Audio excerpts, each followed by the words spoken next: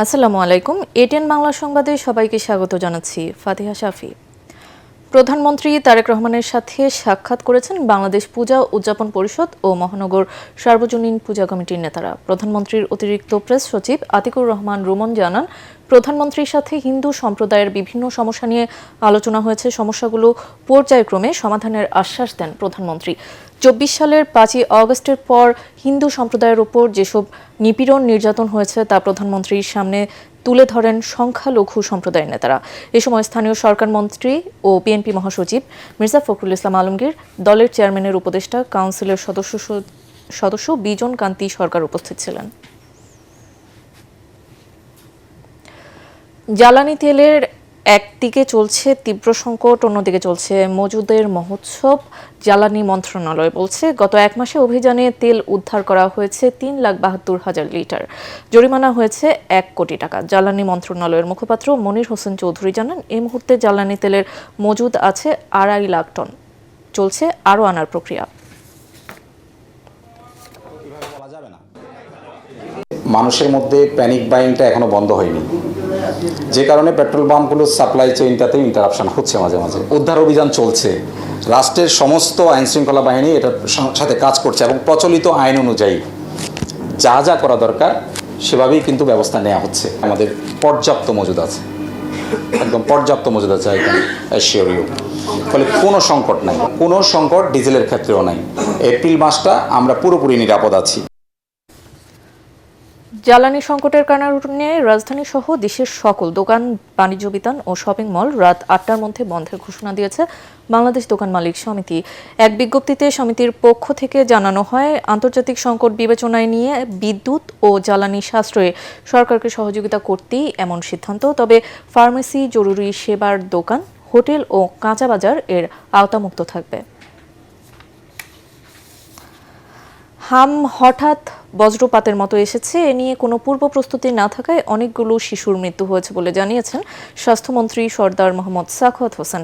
কোমলমতি শিশুদের মৃত্যুতে তিনি মর্মাহত এবং দুঃখ প্রকাশ করেন। সকালে শিশু হাসপাতালে হামজনিত নিউমোনিয়া ও শ্বাসকষ্টের চিকিৎসা নিয়ে প্রশিক্ষণ কর্মশালার উদ্বোধনী অনুষ্ঠানে তিনি এসব কথা বলেন।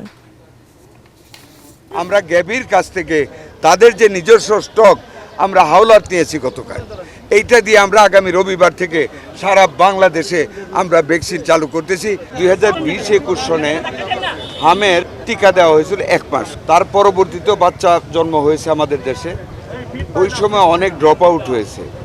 4 বছর পর পর মেসিভ ক্যাম্পিং করার কথা, একটা ক্যাম্পিং ফেল করেছে, করতে পারেনি। কী কারণে I don't want to go behind, কারো সমালোচনা করতে চাই না। সারা দেশে আশঙ্কাজনক হারে ছড়িয়ে পড়েছে সংক্রামক ব্যাধি হাম। এরই মধ্যে খুলনা বিভাগের প্রায় সব জেলাসহ রংপুর, বরিশাল, ময়মনসিংহ, কুষ্টিয়ায় এ রোগের সংক্রমণ ভয়াবহ রূপ নিয়েছে। হামে আক্রান্ত শিশুদের 60% বেশির বয়স 9 মাসের কম। এদিকে হাসপাতালগুলোতে হামে আক্রান্ত রোগীর সংখ্যা বাড়ছে। চিকিৎসা দিতে হিমশিম খাচ্ছেন চিকিৎসকরা। তারা বলছেন, আক্রান্তদের বেশিরভাগই হামের টিকা পায়নি। জুলাই সনদের কোনো অংশ কাটছাঁট বা দলীয় ব্যাখ্যায় সংশোধন না করে তা হুবহু বাস্তবায়নের দাবি জানিয়েছে ছাত্র শিবির। কোনো পৃথক ধারার উপর গণভোট অনুষ্ঠিত হয়নি জানিয়ে সংগঠনের নেতারা বলেন, প্রস্তাবিত জুলাই সনদের সুপারিশ বাস্তবায়ন করতেই গণভোটে জনগণ তাদের ম্যান্ডেট দিয়েছে। অবিলম্বে জুলাই সনদ বাস্তবায়িত না হলে সরকারের বিরুদ্ধে কঠোর কর্মসূচি দেওয়ার হুঁশিয়ারি দেন শিবির নেতারা। রাজধানীর প্রেসক্লাবে গণভোটের আলোকে জনরায় বাস্তবায়নে গড়িমসি ও সরকারের দায় শীর্ষক সেমিনারে তারা এসব কথা বলেন। এ সময় সুপ্রিম কোর্টের সিনিয়র আইনজীবী শিশির মনির বলেন, বিএনপি গণভোটের প্রস্তাবকারী, অথচ ক্ষমতায় যাওয়ার পর তারা সম্পূর্ণ উল্টো কথা বলছে। শুধু জুলাই সনদ না, এই সরকারের কর্মকাণ্ডের ভিতরে এন্টায়ারলি সংস্কার কর্মকাণ্ডের বিরোধিতা করে একটা শক্ত অবস্থান তারা নিয়েছেন। প্রস্তাবকারী দল এখন বলছেন গণভোটের আদেশ মানতে তারা বাধ্য নন। গণভোট হয়ে যাওয়ার পরে 70% লোক এটার পক্ষে রায় দিয়ে দিচ্ছে। এখন থেকে সরা যাচ্ছে না।